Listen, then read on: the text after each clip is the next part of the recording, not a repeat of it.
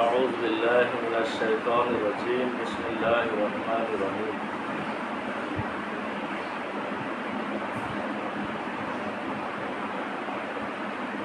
وهل أتاك نبأ الخصم إذ تسوروا المحراب তোমার নিকট বিবাদকারীদের সংবাদ পৌঁছেছে কি যখন তারা প্রাচীর ডিঙিয়ে মেহরাবে অর্থাৎ ইবাদতের বিশেষ স্থানে এলো। এই যে দেখালো আলা দাউদা ফাফাজিআ মিনহুম ক্বালু লা তাখাফ, যখন তারা দাউদের নিকট পৌঁছালো তখন তাদের নিয়ে সে ভীত হয়ে পড়ল। তারা বলল ভীত হবেন না। খাস মানে বাগা বা'দুনা আলা বা'দি ফাহকুম বাইনানা বিল হাক্কি আলা তুসতিত ওয়াহদিনা ইলা সাওয়াইস সিরাত। আমরা দুই বিবাদবান পক্ষ আমাদের একে অপরের উপর অবিচার করেছি, অতএব আমাদের মধ্যে ন্যায় বিচার করুন, অবিচার করবেন না এবং আমাদের সঠিক পথ নির্দেশ করুন। ইন্না হাজা আখি, অবশ্যই এই ব্যক্তি আমার ভাই। লাহু তিসউনা না জাতাও ওয়ালিয়া না জাতাও ওয়াহিদা, তার কাছে ৯৯টি দুম্বা এবং আমার কাছে মাত্র একটি দুম্বা। ফাকালা আকফিলনিহা ওয়া আযযানি ফিল খিতাব, তবুও সে বলে এটিও আমার জিম্মায় দিয়ে দাও, এবং কথায় সে আমাকে পরাস্ত করেছে। কালা লাকাদ জালামাকা বিসুআলি না জাতিকা ইলা নিয়াজি, সে দাউদ বলল তোমার দুম্বাটিকে তার দুম্বাগুলির সঙ্গে যুক্ত করার দাবি করে সে তোমার প্রতি অবিচার করেছে। ওয়া ইন্না কাসীরাম মিনাল খুলাতাই লা ইয়াবগি বা'দুহুম আলা বা'দ, আর নিশ্চয়ই অংশীদারদের অনেকে একে অন্যের উপর অবিচার করে থাকে।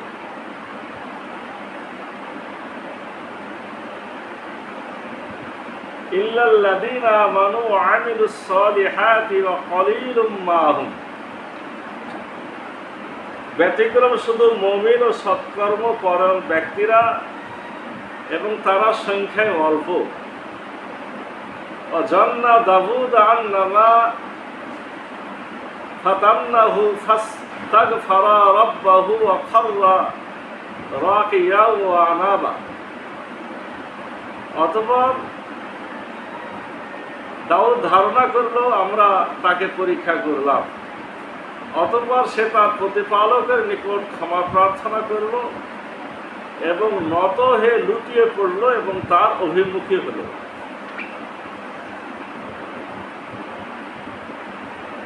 আমরা সূরা সোয়াদের 21 নম্বর আয়াত থেকে 24 নম্বর মাত্র কয়েকটি আয়াত পড়লাম। এখানে একটা অনেক বড় ঘটনা বলা হয়েছে এবং তাফসীরের কিতাবগুলোতে এক একজন এক এক ধরনের ঘটনা বলেছে। তো আমার কাছে যতটুকু বলার মতো মনে হয়েছে আপনাদের বলবো, মানে গল্পের মতো আর কি, ঘটনাটা কিছুটা গল্পের মতো। তারপর আয়াতের অর্থটা আগে শুনলেন যে দুজন ব্যক্তি আল্লাহ রসুল দাউদের কাছে আসলো, তার ইবাদতের জায়গাতে পৌঁছায় গেল। ইবাদতের জায়গাতে পৌঁছায় যে দাউদ নবীকে বলছে আপনি ভয় পাবেন না। কথাটা খুব খেয়াল করেন, দাউদ নবী ছিলেন একজন বড় মহাপরাক্রান্ত বাদশাহ, হাজার হাজার সৈন্য সামন্ত, অথচ দুজন ব্যক্তি তার ইবাদতের জায়গাতে যে বলছে আপনি আমাদেরকে ভয় পাবে না, তার মানে দাউদ নবী তাদেরকে দেখে কিছু না হলেও ভয় পেয়েছিল। এরপরে বলছে যে আমরা দুইজন বিবাদমান পক্ষ, আমরা একে অপরের ভাই। আমার আছে ৯৯টা দুম্বি। দুম্বি মানে একটা দুম্বার একটা দুম্বি, মানে বেটি ছেলে দুম্বি। আর ওর আছে একটা। এখন বিবাদটা হলো ৯৯টা দুম্বি আলা বলছে ওই একটাও আমি নেব, এবং সে আমাকে কথাতে পরাস্ত করে ফেলেছে। মানে এই একটা এখন আমি দিয়ে দেওয়ার জন্য রাজিও হয়ে গেছি। কিন্তু আমি জানতে চাই যে ৯৯টা দুম্বি আলা একটা দুম্বি যে নিচে, এটা কি ঠিক করছে না ভুল করছে? দাউদ নবী তো সোজা উত্তর দিল যে না, ঠিক করছে না। তোমার ৯৯টা আছে আছে, ওর একটা আছে, তো ও কেন ওই একটাও নিয়ে নিবে? সর্বশেষ যে কথাটা, এটা হলো খুবই গুরুত্বপূর্ণ। এই ঘটনা ঘটলো দাউদ নবীর সামনে। দাউদ নবী বিচারক, দাউদ নবী রায়ও দিল। দাউদ নবী একটা বড় বিচারক ছিল। অথচ শেষে আল্লাহ বলছেন যে এই ঘটনার পরে দাউদ নিজেই ধারণা করছে যে আমরা তাকে পরীক্ষা করেছি। অতঃপর সে তার প্রতিপালকের নিকট ক্ষমা প্রার্থনা করল, নত হয়ে লুটিয়ে পড়ল এবং তার অভিমুখী হল। বিচার নিতে আসলো দুজন ব্যক্তি, আর মাঝখানে দাউদ নবী আল্লাহর কাছে সেজদা দিয়ে আল্লাহর কাছে মাফ চাই। তাহলে কেমন হলো? ঘটনাটা অনেক রকম না? তার মানে এই ঘটনার মধ্যে ঘটনা আছে। এই ঘটনাটা বলতে যে আলেম ওলামারা, তাফসীর কারকরা হয়তো বিভিন্ন বনী ইসরাঈলীদের কিতাবাদের আশ্রয় নিয়েছে, এজন্য এক একজন এক এক বক্তব্য দিয়েছে। তবে এতটুকু বোঝা গেল যে এখানে দাউদ নবীরই একটা সমস্যা কিছু একটা ছিল, যে কারণে সে আল্লাহর কাছে মাফ চাইছে। মানে এই সমস্যাটা কি? এই সমস্যাটা বলতে যে কথাটা এসেছে যে দাউদ নবী যখন ইবাদতে দাঁড়াইত, তার এই ইবাদতের ঘর বলতে তার নিজের বাড়ির মধ্যকার ঘর, এটা মসজিদ না, বিশেষ স্থান, ইবাদতের বিশেষ স্থান বলতে দাউদ নবী আপনার দিনগুলোকে ভাগ করেছে। একদিন বিচার কার্য সম্পাদন করতেন, একদিন প্রজাদের খোঁজ খবর নিয়ে বেড়াতেন, আর একদিন তিনি আল্লাহর ইবাদতে কাটাতেন। তো ইবাদতের একটা বিশেষ স্থান ছিল তার বাড়িরই ভিতরে, তিনি সেখানে আপনার আল্লাহর ইবাদত করতেন। তো দাউদ নবী ইবাদত যখন করতেন তখন তার যে কেতাব, জবুর কেতাব তিনি পড়তেন। তো জবুর কেতাব পড়তে যে তিনি দেখতেন ইয়াকুব নবীর ঘটনা, ইসহাক নবীর ঘটনা, হযরত ইব্রাহিম নবীর ঘটনা, এবং সেটা তারই বংশ, বনী ইসরাইল। তার মাথাতে একটা চিন্তা আসলো যে তাদেরকে আল্লাহ এত সম্মান দিয়েছে, আমিও তো নবী, কিন্তু আমাকে কি এত সম্মান আল্লাহ দিয়েছে? আল্লাহর কাছে প্রার্থনা করে যে আল্লাহ তাদের মতো মান মর্যাদা, ইজ্জত, সম্মান আমাকেও দাও। তো আল্লাহর পক্ষ থেকে জানানো হলো যে ওরকম ইজ্জত নিতে হলে তাদের আমি বড় বড় পরীক্ষা নিয়েছি, এরকম পরীক্ষায় কিন্তু তোমাকেও ফেলা হবে। আল্লাহ তুমি আমার পরীক্ষা নাও, আমি ধৈর্য ধারণ করব, আমি আশা করি টিকে যাব। এই কথা বলার পর সেই ইবাদতের ঘরে ঢুকলো। আরো একদিন দোয়া কবুল হলো, তখন তার পরীক্ষাটা শুরু হলো। প্রথম পরীক্ষাটা ছিল মানে তার ইবাদতের ঘরে শয়তান ঢুকতে পারত না। আল্লাহ রাব্বুল আলামিন সুযোগ করে দিলেন শয়তানকে ঢোকার, যে শয়তান তাকে ডিস্টার্ব করুক।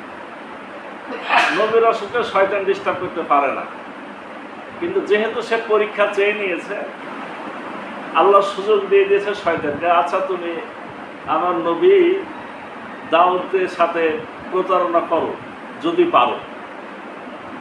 শয়তান দাউদ নবীর ঘরে প্রবেশ করেছে। দাউদ নবীর ঘরে প্রবেশ করে আপনার দাউদ নবীর সামনে একটা প্রজাপতির আকার, বড় প্রজাপতি এবং বিভিন্ন রং বেরং, সোনা স্বর্ণের প্রজাপতি, তার উপর বিভিন্ন রং, সেজদার জায়গাতে বসে আছে। এখন সালাত আদায় করতে করতে কখন ভুলে গেছে যে আমি ইবাদত করছি। আপনার ও যে প্রতারিত হবে, পরীক্ষাতে পড়তে হবে, আর ওটাকে সে ধরতে গেছে, প্রজাপতিটাকে ধরতে গেছে। ধরতে যখন গেছে, সোনার প্রজাপতি জানালা দিয়ে বের হয়ে গেছে। দাউদ নবী দেখতে পাচ্ছে যে প্রজাপতি বাইরে। দাউদ নবী নিজে বের হয়েছে প্রজাপতি ধরার জন্য। স্বর্ণের প্রজাপতি, আশ্চর্য প্রজাপতি। প্রজাপতির পিছন পিছন দৌড়ায়, দৌড়াইতে দৌড়াইতে আপনার বাড়ির পাশে দিঘি বা বড় পুকুর ছিল, গোসলের জায়গা, যে পড়ে গেলে একজন মহিলা গোসল করছে। মহিলা গোসল করছে, সে মহিলা এখন দেখা যাচ্ছে প্রজাপতি যে এত সুন্দর লাগছিল, এই মহিলা তার থেকে 1000 গুণ সুন্দর। প্রজাপতির কথা ভুলে গেছে।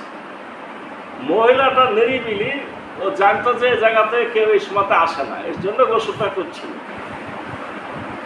কিন্তু যখন বুঝতে পেরেছে কোন একজন মানুষ আশেপাশে এসেছে, দ্রুত তার চুলগুলোকে ছেড়ে দিয়েছে, তার চুলেই গোটা শরীর ঢেকে গেছে।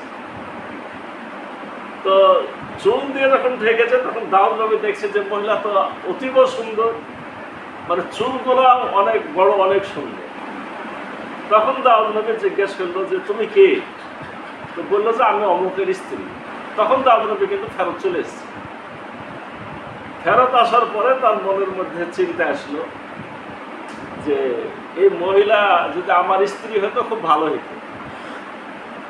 তো যেহেতু অমুকের স্ত্রী, তাহলে অমুকের স্ত্রীকে তো আর বিয়ে করা যাবে না। যাবে কি? যাবে না। সে হলো দাউদ নবীর একজন বড় ধরনের সেনাপতি। সে যুদ্ধে আছে। সে চিঠি পাঠায় দিল যে ওই যুদ্ধ শেষ হলে সে অমুক যুদ্ধে যাবে। মানে শয়তান প্রতারিত করলো দাউদ নবীকে যে সে যদি মারা যায় তাহলে তাকে বিয়ে করার সুযোগ হবে। এখন দাউদ নবী একের পর এক চিঠি পাঠায়, এক যুদ্ধ শেষ হলে তাকে আরেক যুদ্ধে পাঠায়। মানে ধারণা হলো যে সে যদি যুদ্ধে শহীদ হয়ে যায় তাহলে আমি মেয়েটাকে বিয়ে করতে পারব। এই দোষটা হলো এই জায়গাটা। শেষ পর্যন্ত তাই ঘটেছে। আপনারা জানেন যে বনী ইসরায়েলীদের কাছে একটা তাবুত ছিল, তাবুতের সাকিনা। এটা সূরা বাকারার মধ্যে আছে। তাবুতের সাকিনা যাকে দেওয়া হতো সে যুদ্ধে জিতত। আর কোনো সেনাপতির হাতে যদি তাবুতের সাকিনা থাকতো, নিয়ম হলো যে তাবুতের সাকিনাকে ছেড়ে সে আসতে পারবে না। প্রয়োজনে জীবন দিবে, কিন্তু ওখান থেকে কোনো কৌশল নিতে পারবে না। শেষ পর্যন্ত দাউদ নবী তাকে তাবুতের সাকিনার মালিক বানাইল। সে যেন তাবুতের সাকিনা নিয়ে যুদ্ধ করে। ঠিক এক যুদ্ধে শহীদ হয়ে গেল। যুদ্ধে শহীদ হওয়ার পরে আপনার দাউদ নবী খবর পেয়ে আপনার মেয়েটার কাছে বিয়ের প্রস্তাব পাঠালো। নিয়ম অনুযায়ী যেভাবে আপনার ইদ্যৎকাল শেষ হয়, তারপরে বিয়ে শাদিও হয়ে গেল। কিন্তু এই কাজটা কি ঠিক হলো? কমপক্ষে অন্য মানুষের জন্য ঠিক হলো, একজন নবীর সামনে যেটা কি হলো না, এটা পছন্দনীয় হলো না। আল্লাহর কাছে এটা অপছন্দনীয় হয়ে গেল। দাউদ নবী পরীক্ষা দিতে চেয়েছিল, পরীক্ষাতে কিন্তু বড় পরীক্ষার দরকার হলো না, ছোট পরীক্ষাতেই পরাজিত হয়ে গেল। এখন রব্বুল আলামিন চাচ্ছেন যে আমার নবী এরকম ত্রুটি নিয়ে থাকুক, এটা তো ঠিক না। এই জন্যই 2 জন ফেরেশতা পাঠাই। এই যে 2 জন ইবাদতের ঘরে হাজির ছিল, স্বয়ং বলা হয়েছে তাফসীরে জিবরিল আমিন এবং মিকাইল আলাইহিস সালাম। দুই বড় ফেরেশতা এসে হাজির হল। এখানে বলা হচ্ছে তারা প্রাচীর টপকিয়ে ঘরের মধ্যে ঢুকলো। দাউদ নবীর বিশাল বিল্ডিং, রাজপ্রাসাদ, সে জায়গাতে প্রাচীর ডিঙ্গিয়ে ঢুকলো। ইবাদতের ঘরে কিভাবে ঢুকলো, এখন এটা প্রশ্ন। যেহেতু তারা ফেরেশতা, তাদের তো ঢুকা কোনো সমস্যা নেই। দাউদ নবী আবার ইবাদতে রত আছেন, ওই সময়তে তারা গেছে এবং ওই ইবাদতের জায়গাতে বসে আছে। দাউদ নবী ইবাদতের প্রস্তুতি নিয়ে দেখছে দুটা লোক সামনে বসে আছে। কি চমকে যাবে না? ব্যাপার কি, ঘরের মধ্যে দুইটা মানুষ। এই চমকে গেছে এবং কিছুটা ভয়ও পেয়েছে যে আমার চতুর্দিকে এত পাহারাদার, এত সৈন্যবাহিনী, আমি কোনো কাকে অনুমতি দিইনি, বিনা অনুমতিতে আবার দুইটা লোক ঘরে এসে বসে আছে। কিছুটা ভীত হলো। এই কথাটা লেখা আছে এখানে যে দাউদ নবী ভীত হইল। আর ওরা বলছে লা তাখাফ, আপনি ভয় করবেন না, আপনি ভয় করবেন না, আমরা বিচার নিয়ে এসেছি। বিচারটা কি? এই বিচারটা হলো এই যে একজনের কাছে আছে ৯৯টা দুম্বি আর একজনের কাছে আছে একটা দুম্বি।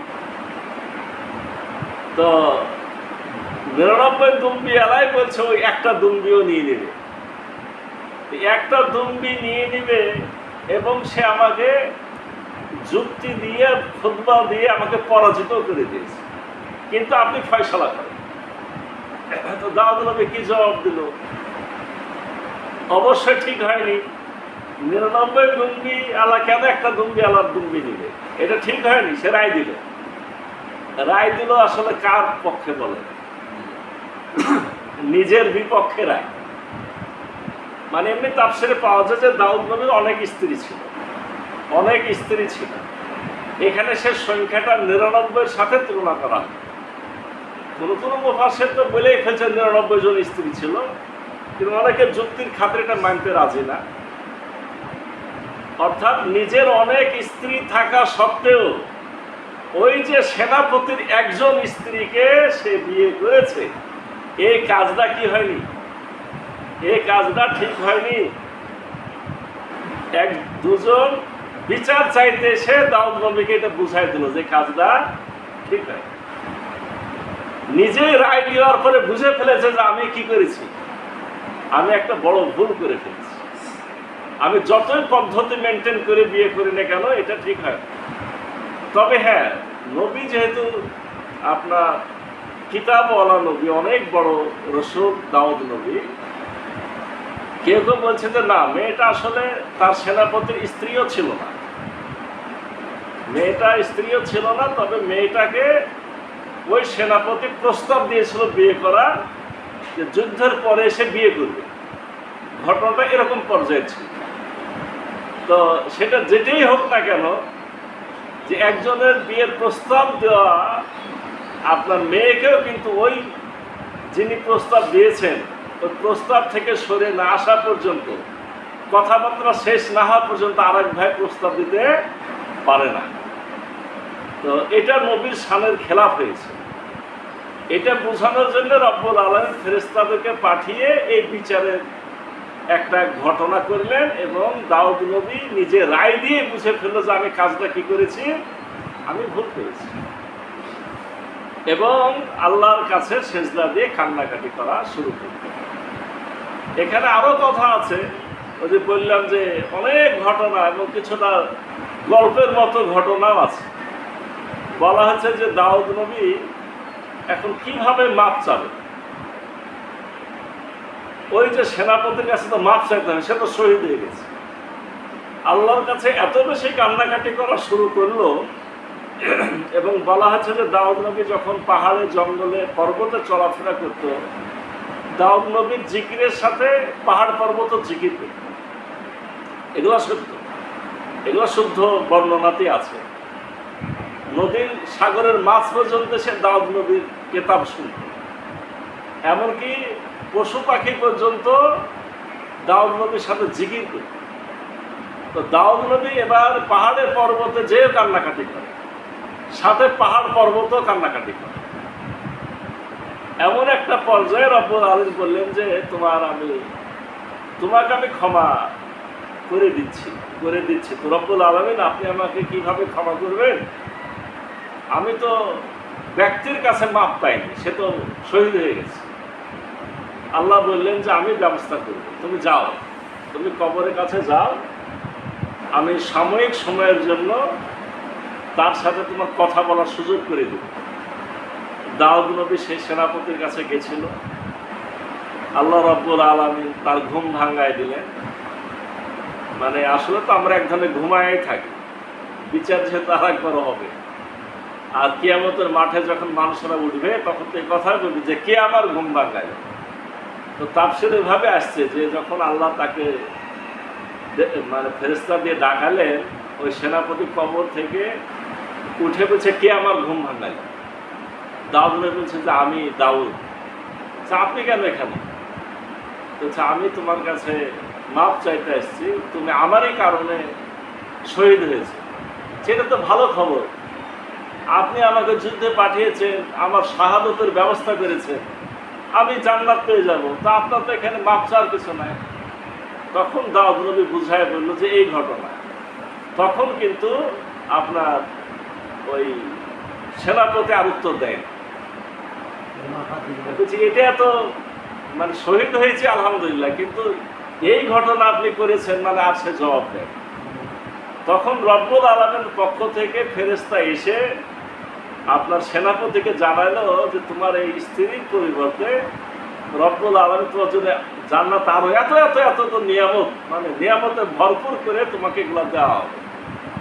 এগুলা শোনার পরে সেই ব্যক্তি দাউদ নবীকে মাফ দেয় এবং তার আবার ওখানে মৃত্যু ঘটে, দাউদ নবী ফেরত আসে এবং রব্বুল আলামিনের কাছে আপনার পরিপূর্ণরূপে সে পরিত্রাণ পায়।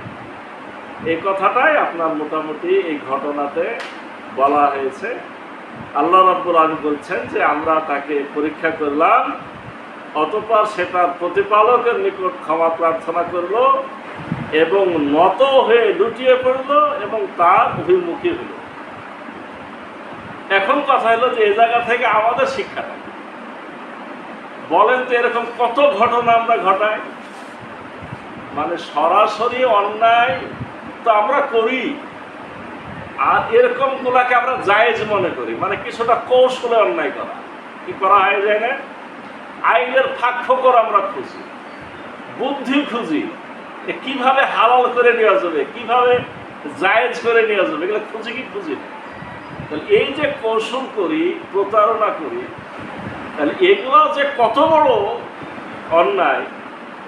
আল্লাহ রাব্বুল আলামিন দাউদ নবীর ঘটনা শুনিয়ে তো আমাদেরকে বুঝাচ্ছে নবী রাসূলগণ কিভাবে সতর্ক ছিলেন এবং তারা ভুল, ডাইরেক্ট ভুল না, তারপরে তারা কিভাবে ক্ষমা প্রার্থনা করেছেন, আল্লাহর কাছে অভিমুখী হয়েছেন, দোয়া করেছেন।